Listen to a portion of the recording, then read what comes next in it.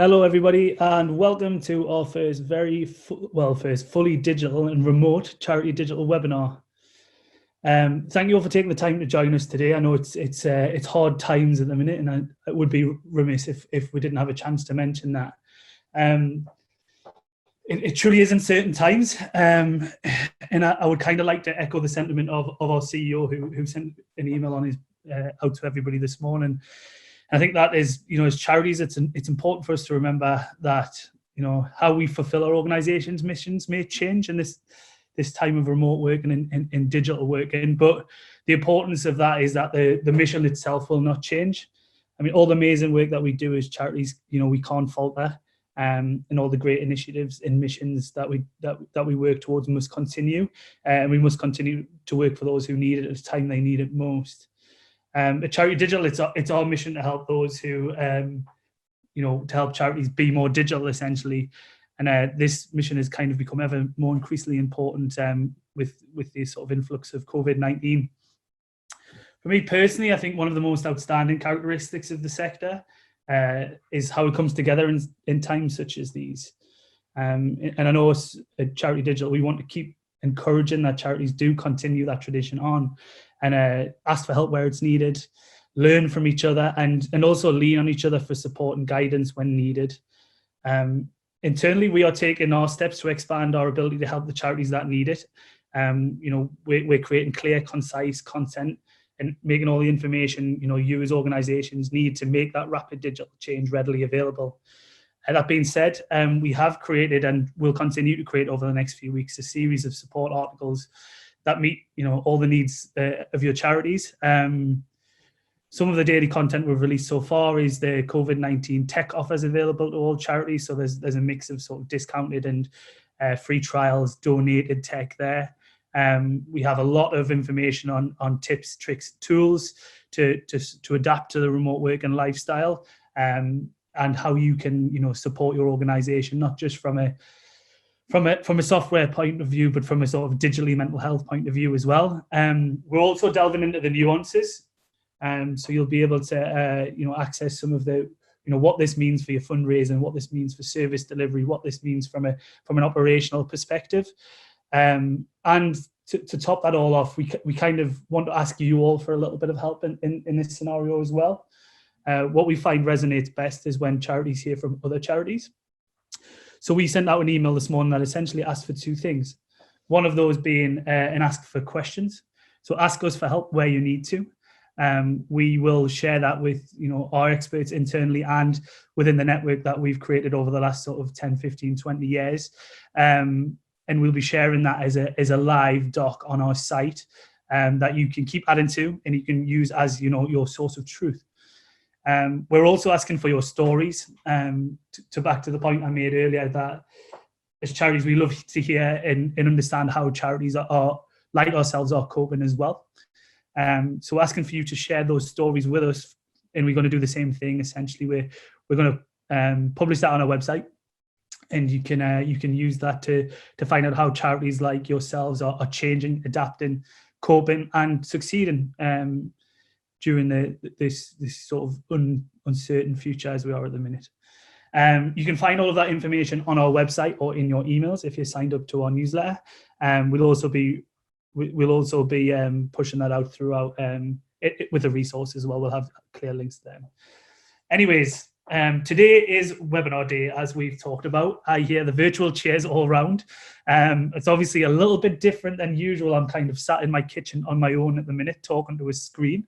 That's a little bit different, but I'm sure we're all in the same environment. That being said, we do ask for your forgiveness if there's any sort of sound quality. All our speakers today are remote. None of us are together in the same room. So if there's any internet connection, sound quality issues or any of that, or anything similar to that, please forgive us. We will do our best to rectify that in the recording. Usual house rules apply. We will be sending out a recording in the next week or so after we've concluded the webinar. That will include all the slides and the Q&A at the end as well. If you wish to ask a question, and we have a lot of time for that, 15 minutes at the end, you can do so by hitting the Q&A button, which should be on the bottom center of your screen if you're on a desktop. I believe it's top right if you're on a mobile phone, but I might be wrong with that one. Anyways, it's quite clearly signposted. But you can always drop us a message in the chat if you're struggling.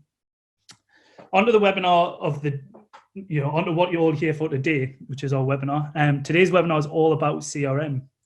Last summer, we surveyed our fantastic audience about CRM and found that around only 26% of charities have ever used the CRM software, which is quite a surprising statistic. The survey showed that a lot of charities aren't aware of how much they can achieve with a CRM system, and in some cases don't even understand the wide variety of options available to them. So with that in mind, we decided to unpack the nuances of CRM with the help of our good friends at Salesforce.org.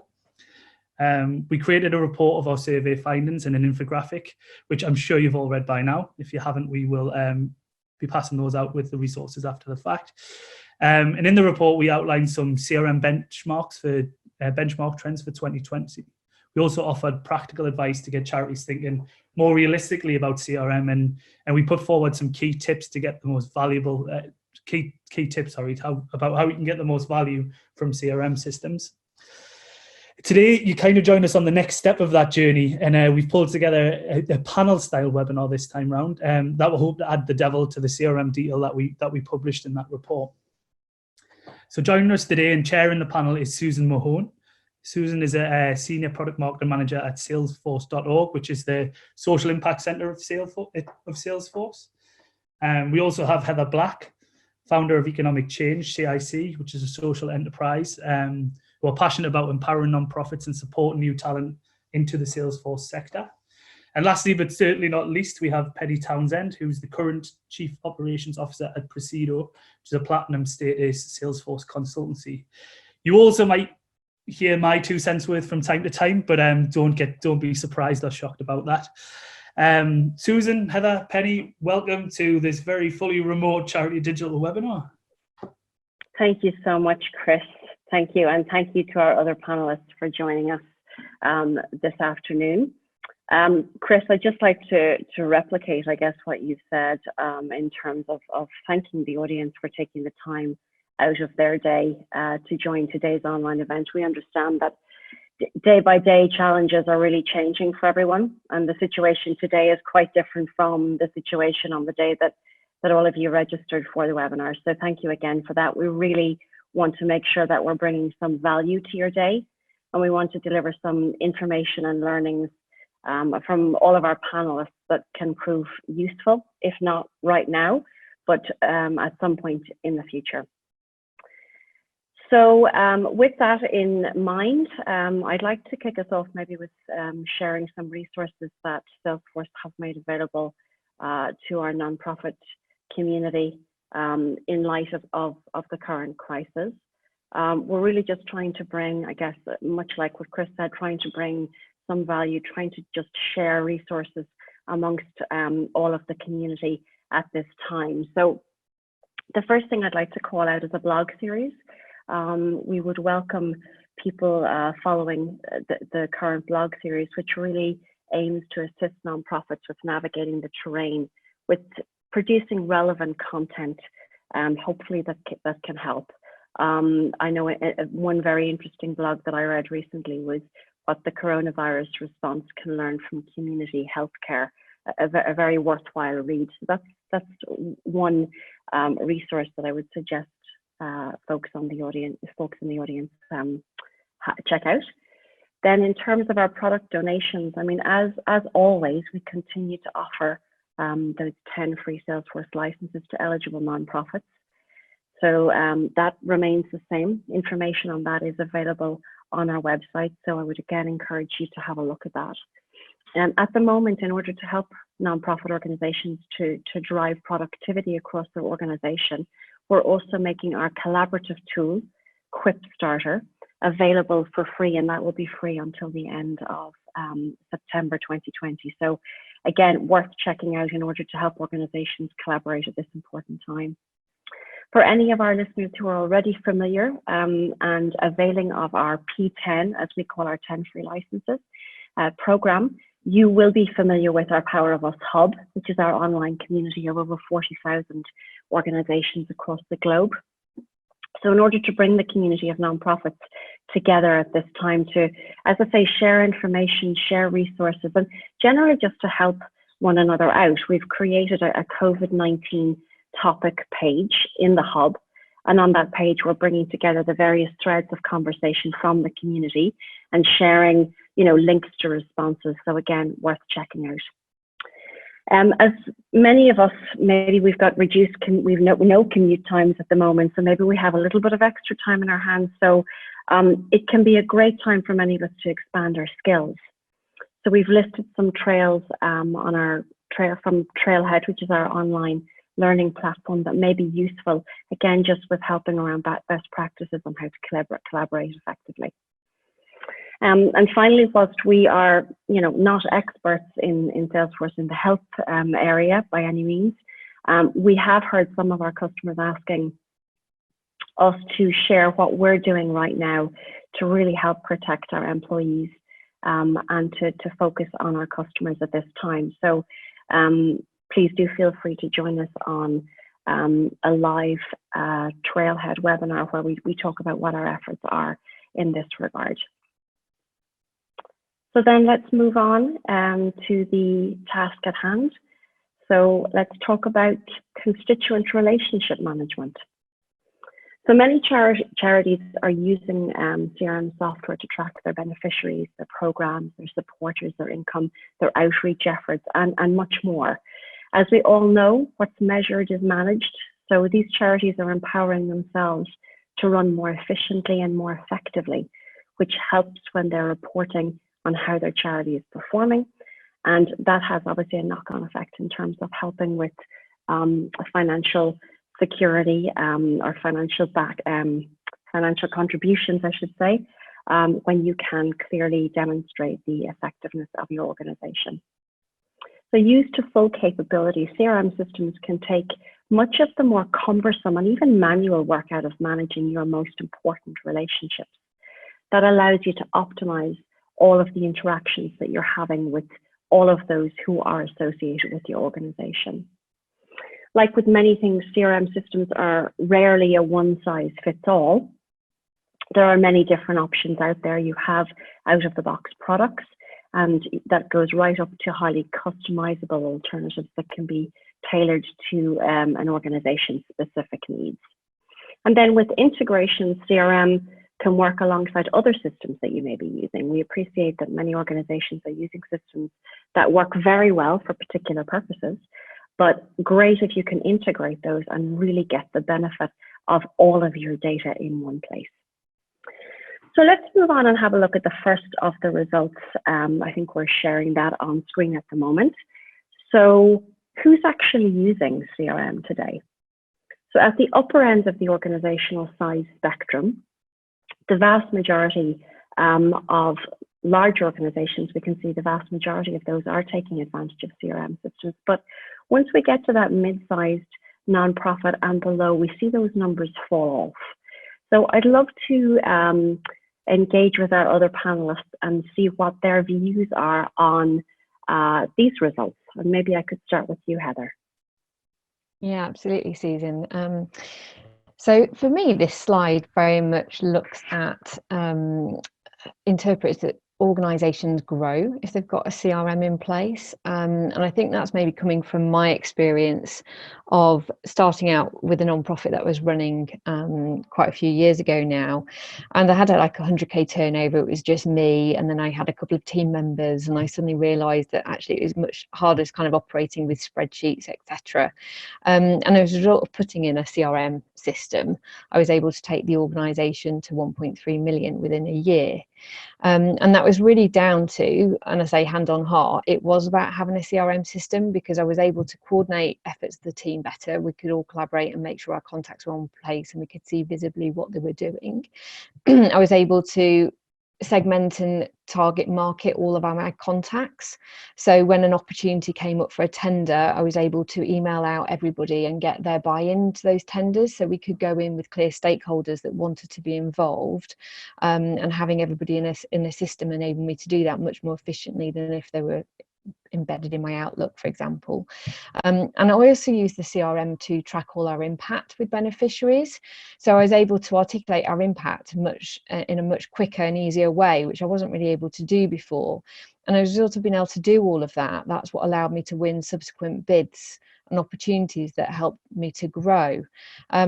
So, you know, I think it really is reflective that you might, you as a charity, you may stay small. If you might want to stay small, that's absolutely fine. But if you get a CRM in place, I certainly believe through my own journey that it can help you grow. And I'm not the only one that's sort of seen that. We work with many small charities on implementing Salesforce. And I think another good success story that everybody will see quite visibly is we worked with Veganuary back in 2018, who champion veganism and support, and they run a campaign every January. And they came to us really with sort of siloed systems and data, and they wanted to streamline and have an integrated system. So they implemented Salesforce and Pardot as a solution. There are a team of 4 working virtually. And now vegan has become a big campaign area where lots of people have bought into it, and their campaigning and fundraising efforts have sort of gone through the roof. I appreciate they're probably not the only organisation that's championing that, but their feedback to us was that 100% it's helped them manage everything and grow their efforts actually internationally. That was one of their key objectives. And I think I really echoed their story. Like, I think if you're 1 or 2 man band, actually getting a CRM in place then is so important to manage everything, and it's not waiting until you're a bigger organization. So that's my pennyworth on that. That's great, and actually makes a lot of sense. It's very much in accordance with what we sometimes hear from small organizations, which is the struggle to get that that one view of your organization and all your relationships when you're working in multiple different systems. So I think that makes very good sense. So thank you for that. Penny, can I ask you your views on this result? Yeah, absolutely. I think looking at these numbers, it didn't really make a surprise to me at all, because I think larger organizations are typically more invested in technology generally. However, I think looking at these numbers, it also speaks to a lack of clarity about the meaning and the role of CRM, with some smaller organizations thinking mistakenly, I believe, that it's just not for them, that you need to be a bigger organization with bigger income to be able to justify a CRM. And I think there's also a struggle that exists in smaller organizations, be they commercial or non-profit, to make a business case for technology investment. Because very much along the lines of what Heather described, CRM can help smaller charities to grow. It also can enable them to be more efficient, but it can often be very difficult to justify spending the funds when you're under so much scrutiny, and also just the practical reality of having so much work to do immediately in front of you, making a more strategic investment of time and money and energy in rolling out a CRM can be a challenge for some, I think. That makes perfect sense. And Chris, can I ask you then, what's your view on this result? Yeah, absolutely. And as with Heather and Penny, this also wasn't a total surprise to me. A couple of sort of what I found particularly interesting, and I thought that plateau from large to super major was interesting for me to see personally, because there can be tens of millions of pounds of difference between someone at that large spectrum to someone at that major and super major. And I think that kind of adds proof to the pudding to the fact that CRM does have its place in every organization, no matter how big or small they potentially are. I think what charities need to understand is understand what place that is in their organization, what problem do they need to solve, and then B, how can CRM solve that problem, and then add to that, C, how can they prove that to their stakeholders, to the board, to the trustees, to the managers, or all of the above. And I think previous points about building specific use cases, business cases was a great point. Also, at the other end of the spectrum, I mean, cost and resources will always remain a barrier to lots of different things for charities. However, to flip Penny's point on its head a little bit, while I agree, I think the micro and small numbers actually show promise. And there's a journey, there's been a progression since, over the last few years. It shows that there's always a way to knock down those barriers, tend to be, especially cost. Be that through creating those business cases that we talk to, or tapping into some of the amazing pro bono opportunities that exist out there, that some of which we've mentioned already. And for me, creating the right partnerships, I think we do falter sometimes at charities at every level about creating partnerships for one reason or another. Lack of time, we see it as too competitive instead of more cooperative, many other reasons. And one thing I don't think charities do enough is talk to each other, right? And I kind of mentioned that in my intro. It's like we ask for help, and we implore charities to go and talk to each other about certain things as well. I mean, I work in marketing, and kind of marketing essentially is seeing how other people do things and then putting your own spin on it in a lot of ways. And I think with CRM, that story is kind of, that's very relatable. Go and, do your due diligence, do your research, find out who within your network and your charity peers are using CRM, find out which problems it's solving, how they got the buy-in, and essentially find out, and then tailor that to your own program and your own mission and organization. That's good advice, Chris. Thank you for that. And actually, many of the points that you've raised around this particular result feeds nicely into our next result, which is all around, barriers to using CRM. So we're seeing that 35% of the respondents cited the main reason that they're not using CRM is the cost that's attached to that. And we know that, as we've said, charities, most charities really are very conscientious about the resources, the limited resources quite often they have, and how they spend those, and that they're spending them in a very responsible way, in a way that really helps to drive impact within their own areas. So I'd love to hear, Penny, maybe from you in terms of what your view was on this particular result. Yeah, thanks, Susan. I think, as Chris said as well, cost is often a barrier, especially in the not-for-profit space. And charities, I think, often feel that they need to make a choice between spending money on frontline services or investments in running the organization. But I think that when you kind of get under the hood of that a little bit, it's often more nuanced. So one of the charities that we work with is Child's Eye. They're a very small organisation, a bit like the Veganuary that Heather described. There's only 3 or 4 staff there. They deliver social work services in Uganda to keep families together and prevent children from ending up in orphanages. So they've got this tiny staff in the UK, all of them working from home. They can't afford to have an office or anything. They're using the 10 free licenses from Salesforce.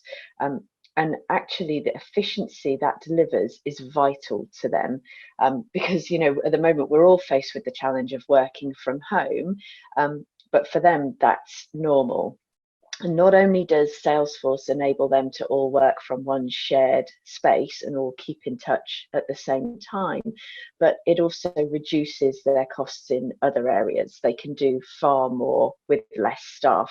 Without Salesforce, they would have had to have been looking at hiring more people, with all of the kind of the on cost and consequences of doing that. But that can be quite a difficult thing to perceive for a charity when you're thinking about whether CRM is for you or not. Some of those decisions and consequences can be quite difficult to look ahead at. And I think that's where it's on all of us, so the people on the panel and those of us in the space, we can all do more to support nonprofits in helping to build that business case so that they can structure those investments in technology and how they support their organization. Because if it's done well, the cost of CRM can pay back very quickly. But I think it's often a challenge in charities to actually make that business case, and then frequently to push that to trustees, for example, as well, who are often quite remote from the day-to-day running of the organisation and are absolutely passionate about the frontline work, but can sometimes tend to see everything else as frivolous. Yeah, that makes really good sense. And actually, that's something that I have heard from many organizations, that the investment, once made and once made well, the dividends can be exponentially advantageous to the investment. So I think that's a very good point. Heather, can I take you in on this one and see what your views are? Yeah, no, absolutely. So I think just building on what Penny said already, really, it's about, we don't know who's filled in, obviously, this the findings of this research. So if people have gone away and done a business case and have said, actually, the costs don't outweigh the benefits, then absolutely, that might be the reality, and I think we've got to look at every charity as a case-by-case basis, because we can see the general benefits, of which we'll talk more about today. But for those of you that are, wanting to go, well, what, how do I get at that perspective and that business case? Typically what we end up doing is holding what we call a scoping workshop, which is a one-day workshop with the senior management team, with different departmental heads, obviously depending on how big the charity is, and you talk about your business objectives and where you want to go as an organization, and your commercial impact goals, and then they also understand the CRM capabilities and the benefits, and look for where those return on investment points can be made. So there is that real clarity from both sides, what is possible, because quite often people don't, and I think this comes up actually later in the research findings we'll talk about today, is people don't understand the benefits of a CRM. So it's very hard if you haven't spent the time kind of really getting to those nuts and bolts of, okay, well, we want to achieve XYZ, these are things that we need to do to achieve it, and this is what I now understand that a CRM could do for you. So I think that's sort of, the key thing that any organisation should do is understand and spend that time. And the one-day workshop is obviously a bit of a meteor workshop where you all really sat around a table. But if you want to start that dialogue, it's arranging demos and consultations with consultancy partners, so they can at least talk to you around your areas, which is normally part of any engagement process. And what we find is once people have that business case together, then they can secure grant funding, and it's something we've done quite a bit at Economic Change, is quite often there's a funding pot they're going for, and so we help them articulate that really clearly, and so they can go to that funder and say, right, we want to do XYZ, it will help us increase our impact or increase engagement, this is what it's going to do to help us achieve these social objectives. And so it's not about the cost of a solution, it's about a cost to improve engagement and outcome, which then supports the trustee approval, because they don't see it as a cost for a system, they see it as an investment in improving their engagement and their impact, and that's the message you want to get across when you're looking at the return on investment. Great. That sounds some good points raised in there. So thanks for that, Heather. Chris, what's your feeling about this obstacle to using or engaging CRM in organizations? Yeah, to echo Heather's point that she started with there, I think this kind of points out the obvious for me, and like there's a clear knowledge gap of the benefits that CRM can really bring charities, and I know we will cover that later. That'll be covered by the panel later on, but so I'll not dig too deep into that. But I think this kind of stems from when CRM first started. It was it was something that was perceived for only large corporations and businesses at the time, and it's since kind of developed into this software beast with lots of different avenues and nuances to it, and that can be daunting and scary, and often create that stigma that it is too expensive because it's so vast, or it's not for me because it's this big anomaly and beast that I don't fully understand. They don't really understand it, or I'm a small charity that doesn't have the time. I don't really have the time to get to grips with CRM. I think the nature of what it's become is has sort of instigated those thoughts and feelings. And I don't think as CRM has progressed, I don't think that's necessarily trickled down, which is something I think we all need to work on. But to Susan's point, and we all know as well that we as charities have to prove ROI from a time perspective as well as money, and more than other sectors. And I do think building those business cases is a great idea.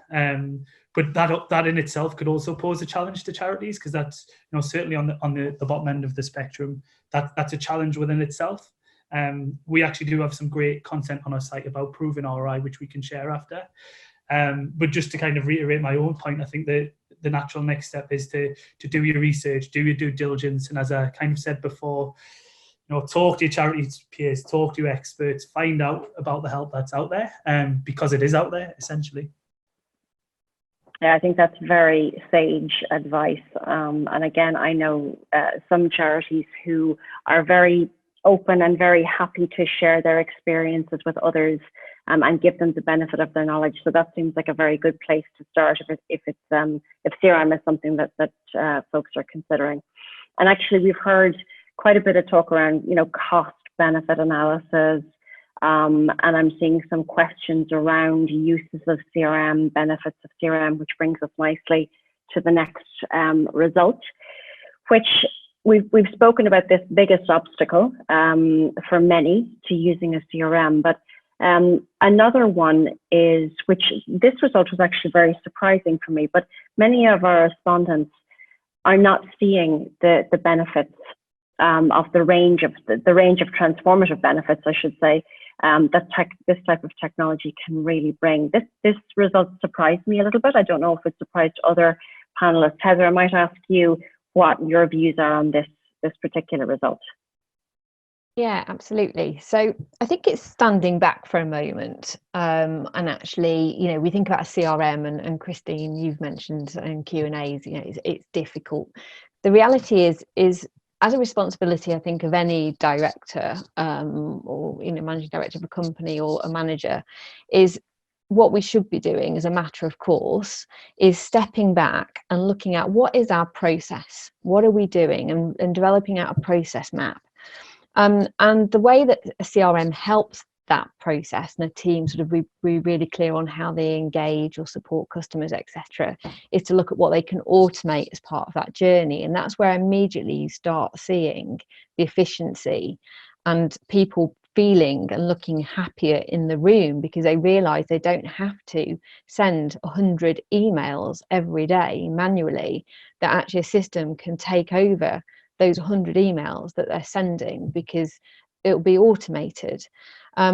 So that's when we kind of get real joy in a room, because people go, oh my God, I didn't know, that would just save me so much admin time. And actually the team feels so much relieved, because it's taking a lot of admin inefficiency off them, and they're able to automate things. So some stories, like we work with the Patients Association on a case management system, and they had separate spreadsheets, they were all working off their spreadsheets, and it was taking them days to put together a report around how many calls they'd had and what the calls were about, etc. So by putting that all into one system and having it all, reduced all that admin and reduced a lot of unnecessary stress within the team, and they're able to report much more sufficiently. So it is really about introducing a CRM. It isn't so much about the technology, it's about stepping back, as I say, and looking at the overall process and making it run so much more quickly and efficiently for you. And that means that you've got a happy and productive team at the same time. And as I say, I think that's a responsibility of any manager to kind of do as part of it, and technology is there to sort of aid that. And that's where you then reduce your costs. So costs might be reduced related to employee turnover. Certainly seen that as a big pain point in some of our organizations. They want to improve employee retention. You might have different systems where you've got different costs related to different systems, and by actually having one centralized system, they're reducing the money on one by having one system. And it's also potentially reducing resources, and we don't want to sound like, you know, some people might worry about losing their job, but the reality is you want to be efficient. And actually, if somebody's doing a lot of admin, like managing an event and managing employee engagement, event attendance, etc., then, you know, if you can replace that by having an efficient system that's emailing out acceptances and invites, etc., then you know, that makes everything much more efficient. I appreciate the cost, and again, I know Kush has sort of flagged this up as well. Like, you know, cost is a barrier, and I appreciate, you know, one of the reasons I stepped back from the non-profit that I was running a few years ago was the change in the government and the funding. And I know the last few years have been particularly hard for charities, and now we're even in a different situation again. And so what I introduced was a charity discount package, where actually we offer for small implementations 50% off the cost of an implementation, but we also offer payment plans as well. So you know, we've been able to give over 100 different charities pro bono support, thanks to sort of the supermum volunteers that work with us. So we upskill mums in Salesforce for 3 months before we put them on a project working with our experienced consultants, and that's worked really well. And that for me feels like I'm doing my bit to help the sector too, because we're breaking down the costs. But as they, you know, talk to providers about payment plans as well, and what you can afford, so you get those benefits all kind of mixed up together. That's great. Yeah, we love Super Mums. It's an incredible program, Heather. So yeah, I mean, I think interestingly enough, I think to your point about, you know, automation and reducing that manual load, I mean, I recall one of our smaller customers talking about actually freeing people up to do more high value work within the organization, rather than, you know, being overburdened with a lot of manual tasks. So it's interesting that you make that point as well. I'm just conscious of time, and I want to make sure that we get through all of our results that we want to share with you. So I'm going to move on, if that's okay, to our next result. And I think it's quite relevant in terms of some of the comments that folks are posting. So we're going to get on to really looking at, you know, benefits, talking about benefits, and looking at what nonprofits are actually using their CRM systems for. You know, I thought these results were interesting and varied. So Penny, I might ask you to give us your thoughts on this one. Yeah, thanks a lot, Susan. So looking at these numbers, I thought they were really fascinating, but also a little bit sad, because of the apparent disconnect between data management and something like fundraising. And when I saw these, I thought, you know, we need nonprofits to be able to see in the round a bit more about all of the things that they can get out of CRM. Because if you've got good data management, that opens up so many opportunities for how you're going to use that. And in particular, that's around insights that you can use to drive your fundraising strategy. So that can be both things like knowing who to go after, so profiling, also which types of campaigns have been most effective through which media and to which cohort. And then also understanding your existing base of givers and funders. So Heather mentioned tenders earlier on. So which are the tenders that you're tending to win versus lose? Who are the givers that maybe fit the profile of people that could give more? Who are those that are actually have jobs in big organizations you could go after as well?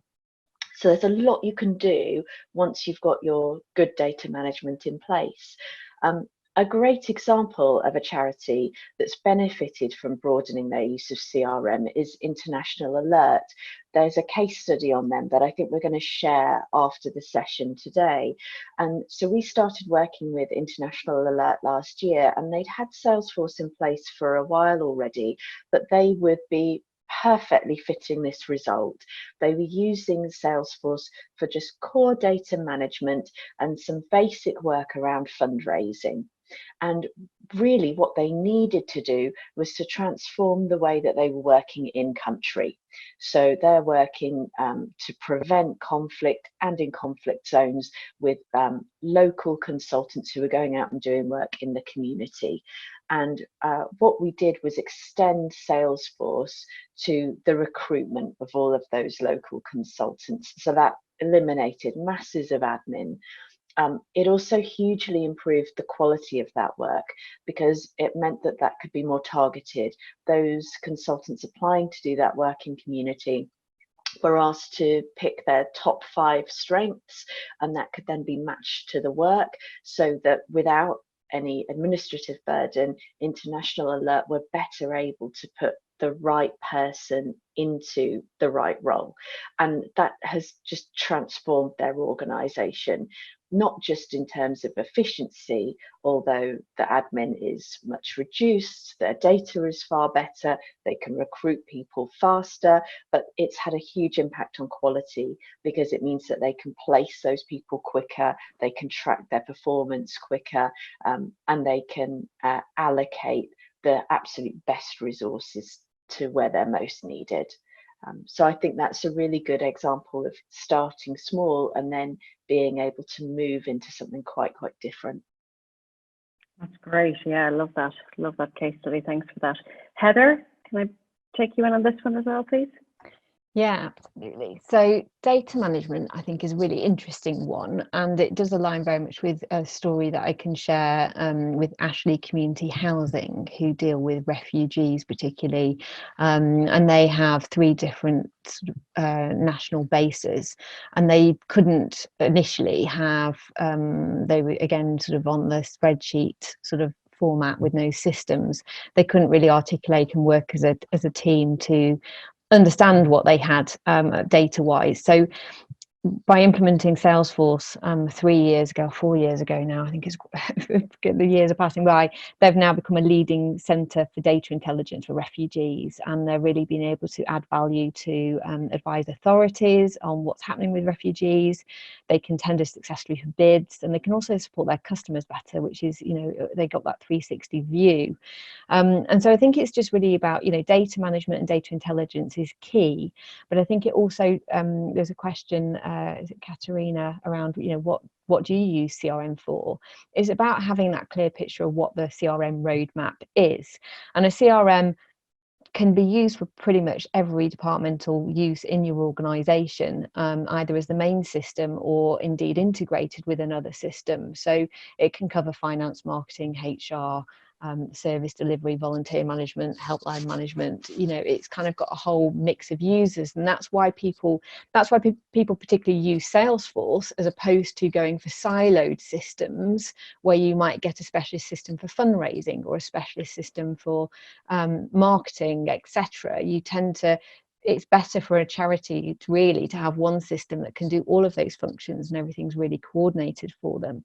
And it's why, I mean, 30% of our customers keep coming back to us because they're doing their CRM roadmap. They don't try and do everything at once, and I'd really sort of advise against that. But I think it's important to see the big picture from the outset and be like, you know, we want to do X, Y, Z. We'll start with fundraising, then you've got an ideal scenario, and then you'll move to, you know, marketing, which might be next, and then you might do service delivery. It depends again where your priorities are and where you want to realize it. But we've got a really good repeat customer rate because they keep coming back and wanting to do other things. And if you're not sure, join customer success webinars. We run a lot from our website, but also Salesforce run their own as well, or, you know, check out other sort of areas where you might see that information to learn from them about the benefits. Great. So sticking with that theme of benefits, let's dive into the main benefits that those charities that we surveyed who are using a CRM system are actually seeing.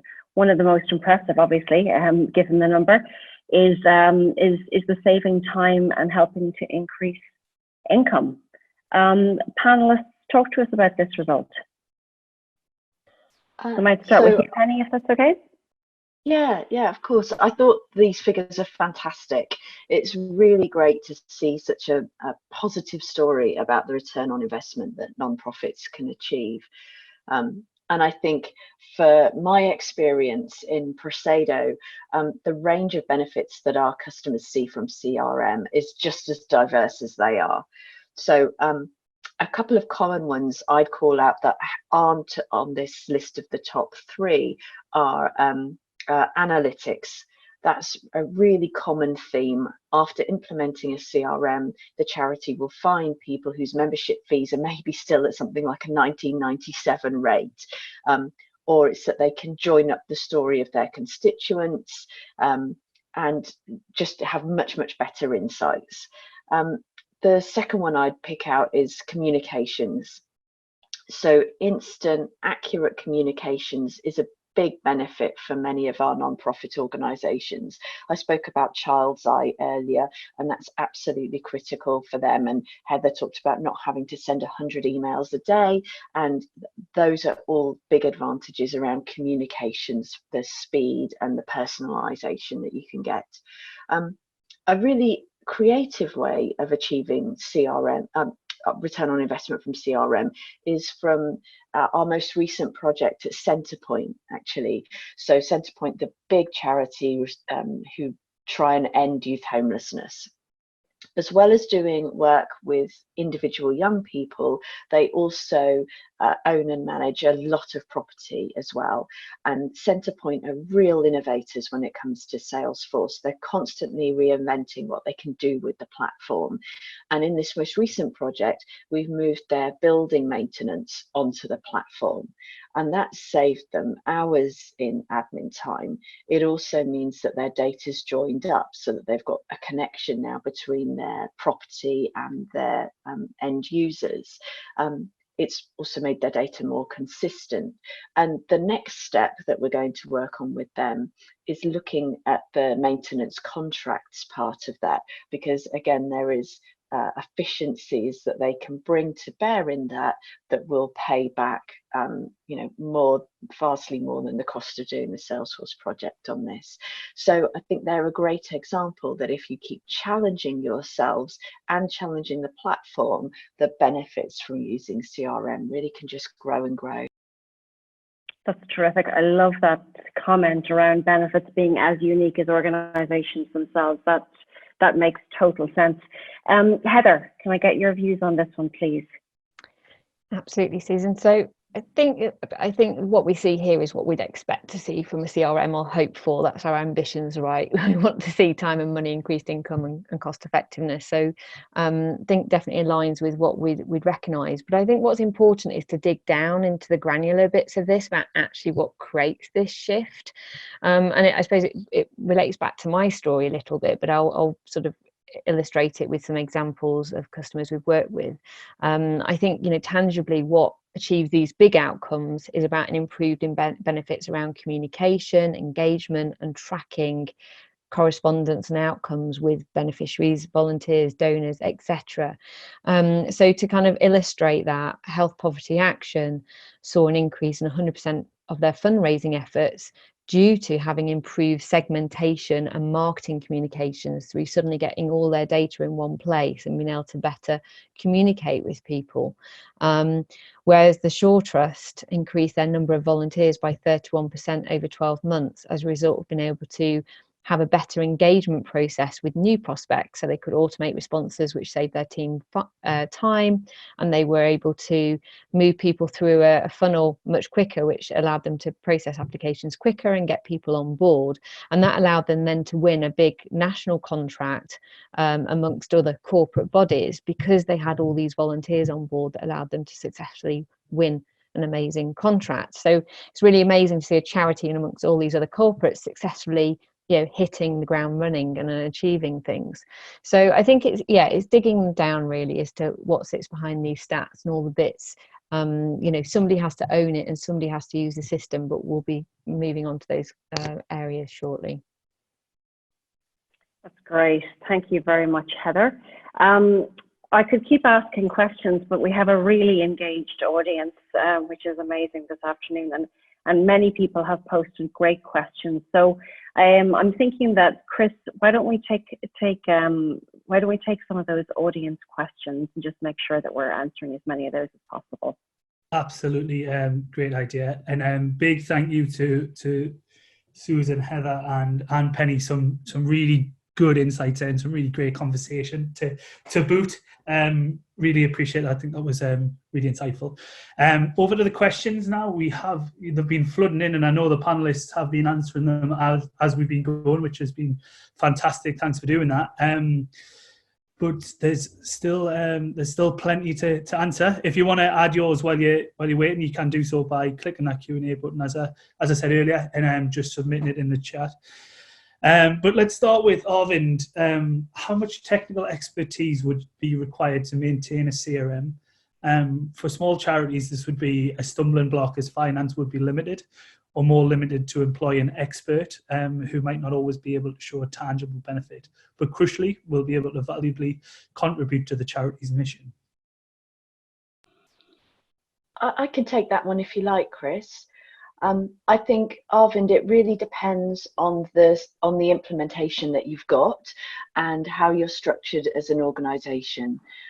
For something like Salesforce, for example, that is quite commonly managed by somebody as part of another job. So if you've got someone that has a bit of a geeky brain, that maybe loves the technology that you've got in another area in the organization, then because Salesforce is built to be very user-friendly, because Trailhead is a great way to learn, then you can probably have somebody who sort of steps into the admin role and grows in that within your own organization. And that's really, really common. You definitely don't need to go to the market and hire some expensive tech person. But what we often find with smaller organizations is that every year or 2 years, it's worth getting somebody in, either a company like ours or an independent contractor, to come in and give you a bit of a health check and see where you are with the CRM, and maybe give you some ideas for what to work on over the next year. So hope that answers that. Yeah, I can add something around, you mentioned, Arvind, around training as well. And we're actually running 3 one-day training courses on using Salesforce for fundraising, volunteer management and helplines next week. So we've set up those training courses because we want people to understand what the solution can do and the thought process you would need to go through to set it up. So there's free training that you can come on to kind of get a better idea about what's involved in setting up a CRM system. So I believe the link will be available in the resources section, but otherwise you could head to our website, Economic Change website, to find that. But I started in many of your positions. I was running a non-profit and went on some training, had a few days with a consultant, and that then set me up, and I became the admin for my organisation, even though I was the MD managing 40 staff. Like, I loved it because it gave me that complete control, efficiency and automation to run an organisation. And now the team that I've got at Economic Change actually all started there. They were all accidental admins within Charities, and all learnt about Salesforce as part of another job, and actually fell in love with the solution so much because it helped them achieve their deliverables that, you know, a few years down the line, now they are Salesforce consultants helping other charities do the same thing. So I think it's something, you know, find the person in your organization, whether it's you or somebody else, who's going to thrive on this opportunity to learn a new skill and implement a CRM, because it's, you know, it's a great opportunity if they're really up for it. Sorry about that. I just realised I was on mute. Typical remote work and webinar etiquette, I suppose. Thank you for that, panel. Really, really good answers again. I know we answered Katrina's question slightly, but I just want to run over it again if we can dig into it a little bit deeper. She says, thinking outside the box and getting back to basics in brackets, would love to know what charities use CRMs for. And she digs into this a little bit. Apart from using it as a donor and customer database, what else? To give a bit of background, she said, we're a community social care sector with no sales and a small amount of donors. So I'm wondering if, where and how a CRM could come in useful for her.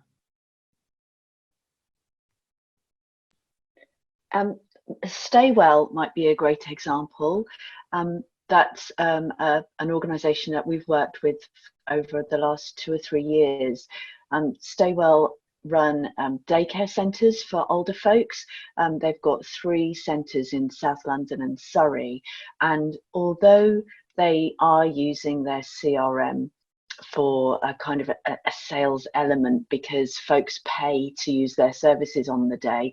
It's not so much for them about the money, but more about the organisation. So if you want to go and have a day at one of those centres, then you can pay either just to be there for the day, or you can pay for meals, or you can pay maybe to use the shower and that sort of personal care services while you're there, and transport.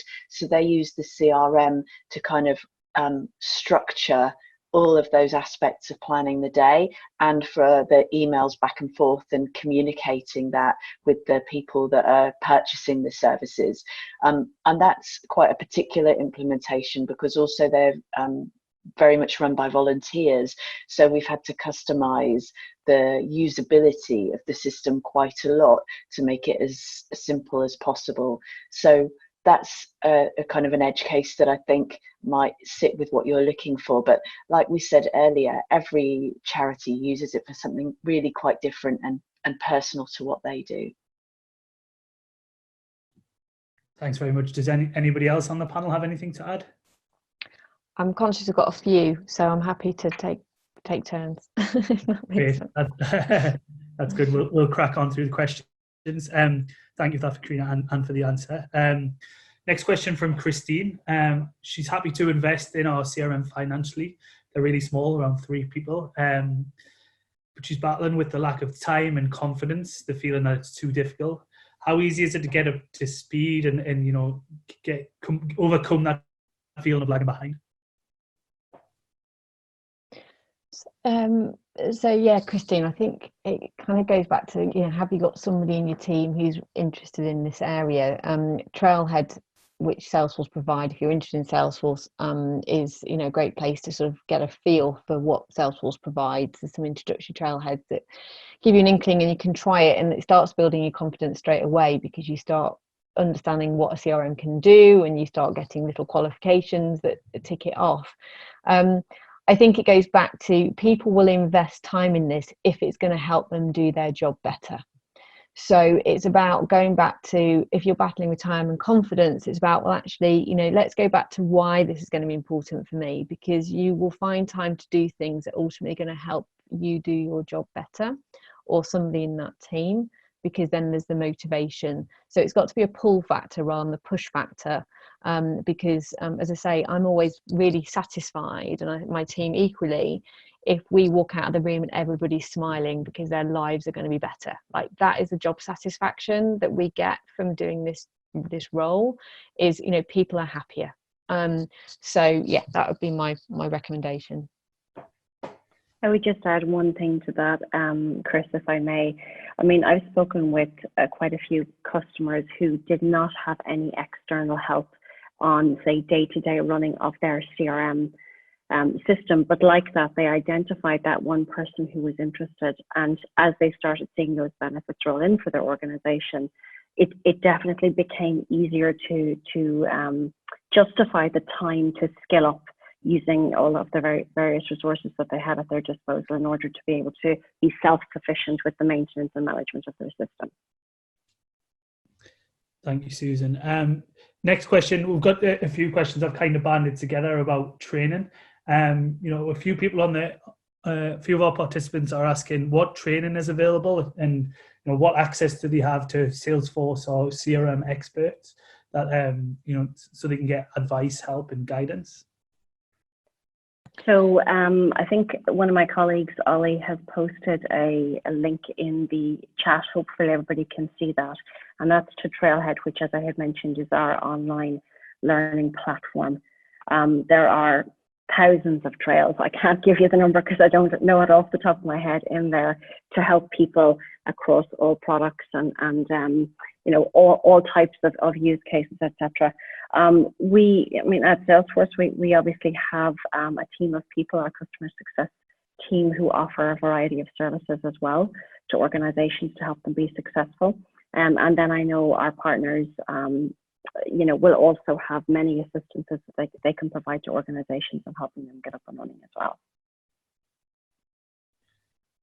Thanks very much. I've also added the Trailhead links into the questions answered as well. A question from Kristen, question for Penny about the diversity of benefits of using a CRM.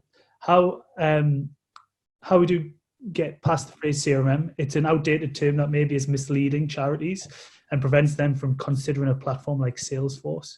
So it's no longer about sales and fundraising. There's so much you can do.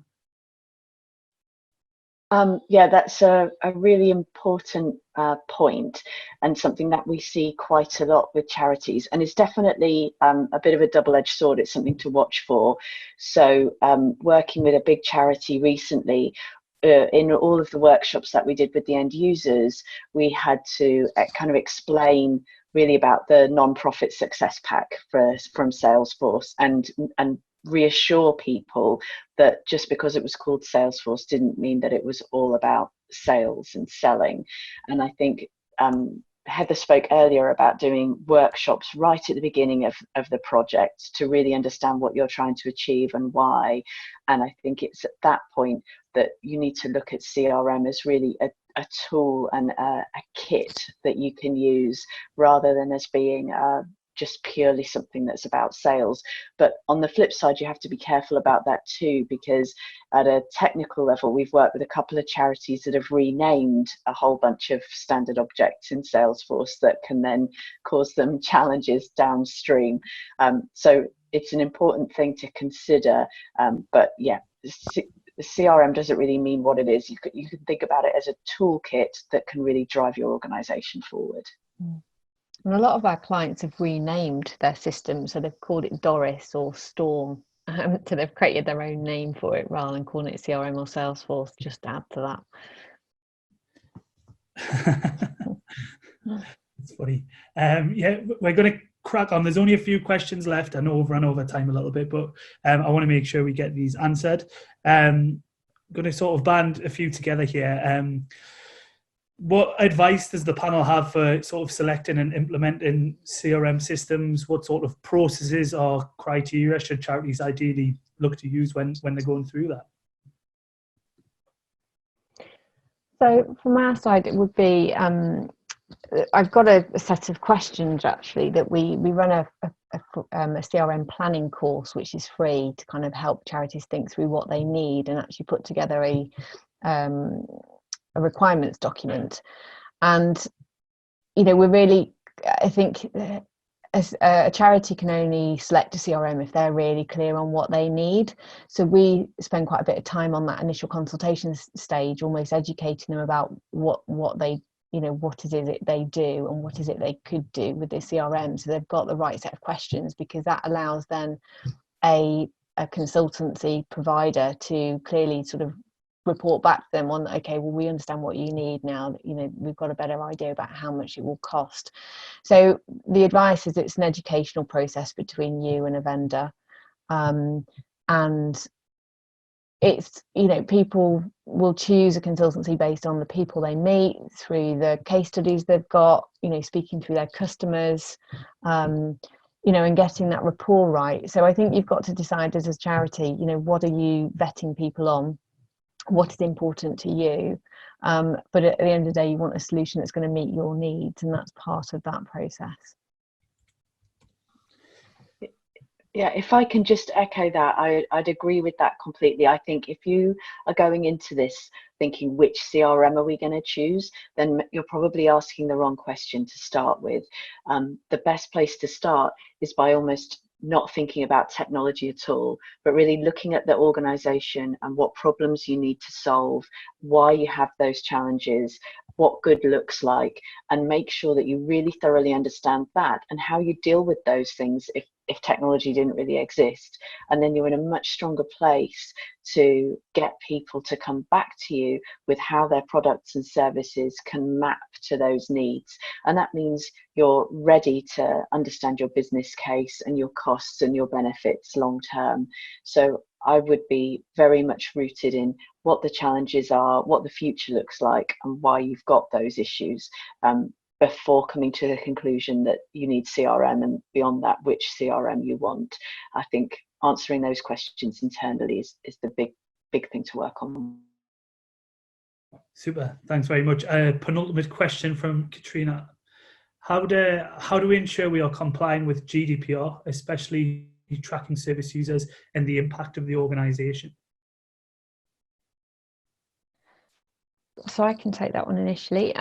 So we have a workshop that looks around contact management, and what we do in that workshop is talk through a series of steps around, well, who are your different stakeholders and who looks after those different stakeholders, and what information do you collect about those different stakeholders and why, and how do you get consent for them and maintain that consent over time. So it's really a set of questions that you have to ask yourself as an organization. And somebody has to manage that within your database, or CRM system. A CRM system isn't going to manage compliance for you, but what it will do is hold information securely. But in terms of GDPR and consent, and sort of somebody having ownership over who's consented or not, and what you can communicate to them by what method, all needs to be agreed, and those business rules need to be applied amongst everybody in that organization and upheld. So a CRM can help support that compliance, can help support those business rules, but what you need is somebody who oversees data management and governance, and supports a series of champions who own that. Great, thank you very much. And last question before we call it a day. And I kind of open this to all the panelists, but let's try and keep it short. What is the one recommendation you would give to charities who are looking to sort of, take their first steps through and get started with CRM? I would say it's a point that we've made, earlier on. I think a great starting place is to speak with other organizations and, hear their experience, hear the processes that they went through, what worked, what didn't, what they may have done differently if they had it all to do again, for example. I think that's a great starting place. Agree. And Heather or Penny?